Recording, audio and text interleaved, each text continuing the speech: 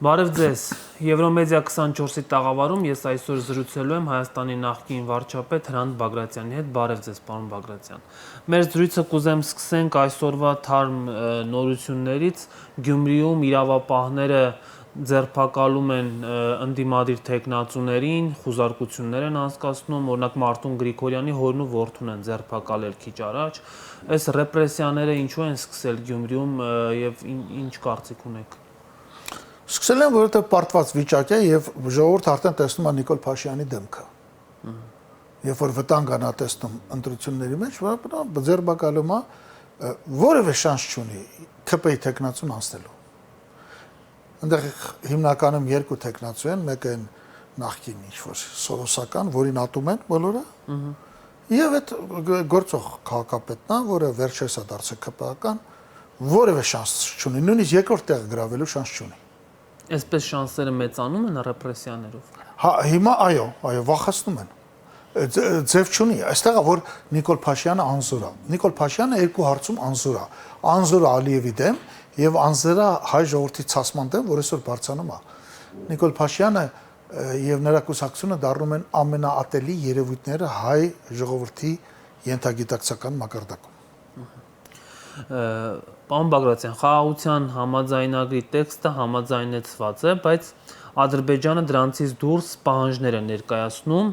օրինակ սահմանադրության փոփոխություն, ապա ռազմականացում, փախստականների հետ վերադարձ, Զանգեզուրի միջանցք եւ այլն։ Ինչ է կարծում այս հարցը ինչ լուծում է ստանալու, Ալիևը ստորագրելու է եւ երբ է ստորագրելու այդ փաստաթուղթը։ Ալիևը ի վերջո հավանական է ստորագրի, իսկ ինչ վերաբերում է 4 բաները, որ ասացիք, այդ բոլորը նա ստանալու է Նիկոլ Փաշինյանից։ Ասենք օրինակ փախստականների վերադարձը, ինքը իրանք քիչ առաջ են, մի տարի առաջ են Լեռնային Ղարաբաղից Նիկոլ Փաշինյանի օգնությամբ տարհանել հայերին։ Հիմա այդ հայերին չեն ընդունել, բայց ուզում են Հայաստան ինչ-որ փախստականներ ուղարկեն, որովհետև իրանք փախստականներ ունեն Հայաստանից։ 500,000 մարդ է դուրս եկել Ադրբեջանից, 85,000 մարդ ընդամենը Հայաստանից։ Եվ այս վիճակն է։ Միջանցքը անպայման տալու են, Նիկոլ Փաշինյանն ասում է ճամփա, ես դա ճամփա եմ ասում, իրանք միջանցք։ Խափում է Նիկոլ Փաշինյանը մարդկանց, որովհետև ինքը շատ լավ գիտի ճամփի եւ միջանցքի տարբերությունը, որովհետև ճանապարհի դեպքում մուտքի եւ ելքի վրա կանգնած է հայկական մաքսատունը, հայկական սահմանապան, դա չի լինելու, ստուգումներ չեն լինելու։ Այսինքն արտատարածքային միջանցք է լինելու։ Այո, դեպ դրանից հետո արդեն երբ որ մենք կուզենանք Հայաստանը բաժանելու են երկու մասի, հյուսային հարավային եւ հարավային Հայաստանը, հա։ Ինքը դա տալու է։ Իրանի դիրքորոշումը, Իրանը կարծում։ Դե ես չգիտեմ Իրանը ինչպես իրեն կպահի, Իրանը դրանից գոհ չի,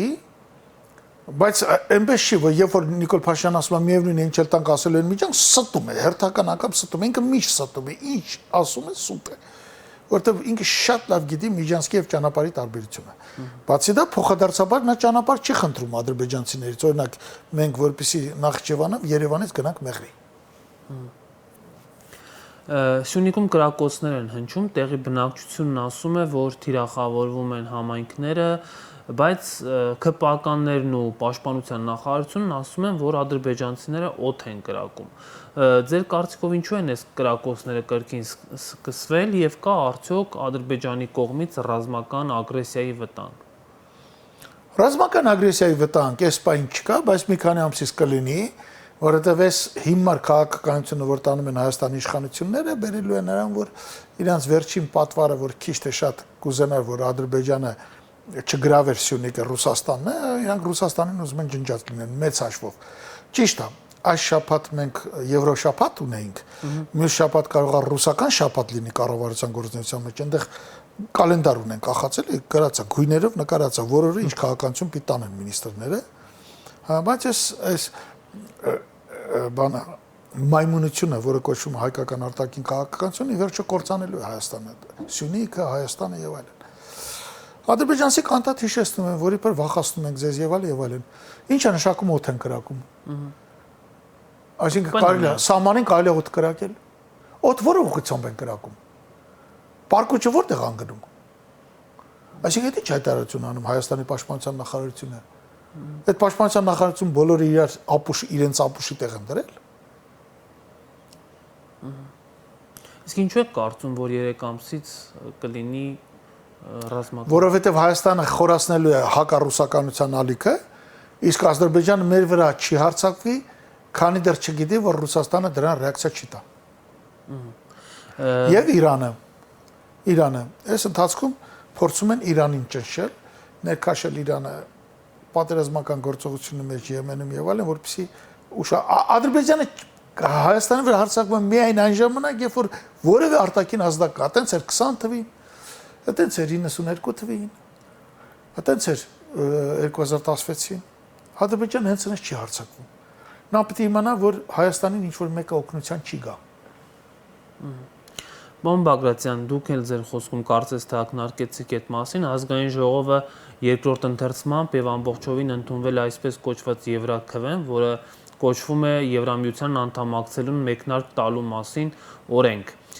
Ձեր կարծիքով Ռուսաստանը սրան ի պատասխան ինչ գործողություններ է ձեռնարկելու, ներվելու է սա Հայաստանին թե ոչ։ Չէ, հիմա Ռուսաստանը հանգիստ իրան կպայի։ Ռուսաստանը գիտի, որ իրականում դա բանա, իր դեմարշա բանա էլի, այսպես ասեմ, ճիճու քաղաքականություն, թե տեսեք sense բան կարանք անենք, որովհետև ոչ ինչ է նշանակում օրենք մեկնարկի մասին, այդպես բան չկա։ Եվրամիությունը Հայաստանին որևէ կերպ Եվրամիության ապագա տեխնացուների մեջ չի համարել, չի էլ տեսնում։ Դու մեկնարկ ես տալիս, ինչ ես դրանի շամը, եվրոպացիք թքած ունեն դրա վրա, ասում են դե լավ, գրի։ Ինչա, մենք միած բանենք սիրող երկիր ենք մեզ ավելացնում, առանց որևէ բան անելու, առանց ծախսանելու։ Ռուսաստանը հիմա դա չի նայում, բայց Ռուսաստանը շատ դաժան պատասխաններ կտա դրան։ Ինչ տեսքով։ Ռուսաստանը գազի գինը կսամանի ոչ թե $165, այլ 350, հենց այդ գնով այսօր վաճառում Եվրոպայում։ Եթե ուզենաց վաճառի էլ գազը, որովհետև հիմա իր համար այդ մենք այդքան էլ կարևոր չենք, եթե 2 տարի առաջ շատ կարևոր էինք, որովհետև Ռուսաստանը ոչ ոքի չէր կարողանում գազ վաճառել եւ արտարժույթ ստանալ, հիմա արդեն բացում են, արդեն այսօր խոսում են վառելիքի նկատմամբ սանկցիաները հանելու, SWIFT-ը ապաշրջափակելու վճարումները։ Ռուսաստանը մեծ ծորեն է տալի, կարող է չտալ։ Ռուսաստանից մենք տարեկան 5-6 միլիարդ փող ենք ստանում, կարող ենք չստանալ։ Ճիշտ է, ահագին էլ հետ ենք ուղարկում, բայց կարող ենք չստանալ։ Վերջապես մեր բանակի մատակարարումները Ռուսաստանի վրա էր։ Ես վստահ չեմ, որ Հայաստանը կարողացել է հաջողությամբ Ռուսաստանը փոխարինել մի այլ երկրով։ Ողորմելի մի կատաստրոֆա է տնում Փաշյանը, որտեղ Փաշյանի ուղերձը հստակ է։ Իր բոլոր բաները լինի ռազմական, պաշտպանություն, արտաքին քաղաքականություն, տնտեսական, ֆինանսական, բյուջետային եւ այլն, բոլորը ձախողված են։ Հիմա ինքն էս պիտի անի, որ իր հերացման հետ Հայաստանը կործանվի։ Հնարավոր է, որ մեզ ԵԱՏՄ-ից դուրս թողնեն ռուսները։ Իհարկե, եթե մենք ԵԱՏՄ-ի դեմ բան ենք անում։ Օրինակ, Եվրամիություն գնալու ճանապարհին Եվրամիությունը սկզբից կպահանջի, որ բոլոր մաքսատուրքերից սահմանում է 4%։ ԵԱՏՄ-ը այլ մաքսատուրքերի համակարգը 0%-ից մինչև 15-20%։ Մենք չենք կարող խախտենք դա։ Այսինքն մենք ձև չունենք Եվրամիություն գնալու։ Իսկ եթե ասենք այնուամենայնիվ մեր մաքսատուրքը սա այսպես ենք մաքսազերծում Հայաստանից դեպի Հայաստան եկող եւ Հայաստանի դուրս եկող ապրանքներն ու ծառայությունները, ռուսները կարող են ասել հաջող։ Այնպես չի, որ ռուսների աշկերը բան են, էլի ցավում են մեր համար։ Մենք աշկերը ցավալու բան չենք։ Այսքան իրանք դոտացիա են անում Հայաստանը ու սենց ապերախտություն են տեսնում Հայաստանից։ Ինչ այսօր Հայաստանը եւ հայ ժողովուրդը միջին ռուսի աշկերում, մի ապերախտ համույթ։ Որը չգիտես ինչու գտնում է, որ իբր թե Ռուսաստանը իրեն դավաճանել է, ընդ որում չի կարողանում բացատրել երբ եւ որտեղ է դավաճանել։ Պարոն Բագրատյան, ԱՄՆ պետքարտուղարը ակտիվ շփումների մեջ էր Թուրքիայի վարչապետի հետ։ Ձեր կարծիքով Ամերիկան հնարավոր է, որ այս տարածաշրջանում փոխարինի Ռուսաստանին որպես խաղացողի, հա, գլխավոր խաղացող։ Ոչ, հնարավոր չէ։ Իսկ ինչով են պայմանավորված այդ ակտիվությունները։ Ոչ իման ուզում է խաղաղություն լինի, ԱԲՆ-ն կուզեր ահագին հսկայական հայ համայնք ունի, ավելի քան 1.5 միլիոն, կուզեր որ Թուրքիան ի վերջո խաղաղության հասներ Հայաստանի հետ։ Դրա համար ասենք ԱՄՆ-ն ընդհանուր ձևով է նայում, ասում է ինչ եք ուզում, միջանցք են ուզում, տվեք բրցեք այդ խաղաղության պայմանագիր թող լինի։ Որտեղ ԱՄՆ-ն կուզեր որ այս տարածաշրջանում Թուրքիային ասում է հայեր հետ կնքեք պայմանագիր, որ իմանանք որ դուք հայերին ձեռ չեք տալու, Բայց ընդհանուր շեֆությունը ձեր վրա տարածաշրջանում։ ԱՄՆ-ն այս տարածաշրջանում աշխարհ քաղաքական շահեր չունի։ ԱՄՆ-ն աշխարհ քաղաքական շահեր ունի Եվրոպայի հետ հարաբերությունում, Կանադայի, Գրենլանդիայի, Պանամայի, Հարավային Աֆրիկայի եւ այլն։ Երեք Նիկոլ Փաշինյանը ազգային ժողովում գռեհիկ բառապաշարով անդրադարձավ նախկին նախագահներին, թե եկեք ինձ հետ բանավեճի, եթե գաք ես ձեզ պատերով կտամ,